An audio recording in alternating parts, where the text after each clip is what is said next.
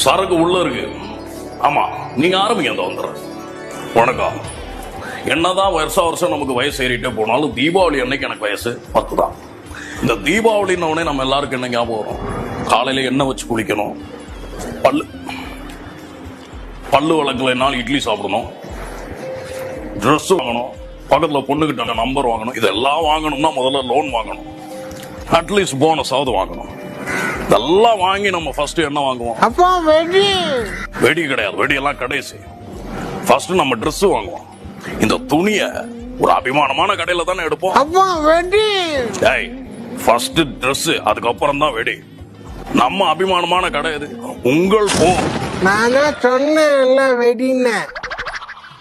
Happy Deepavali. Hi, hello, வணக்கம்.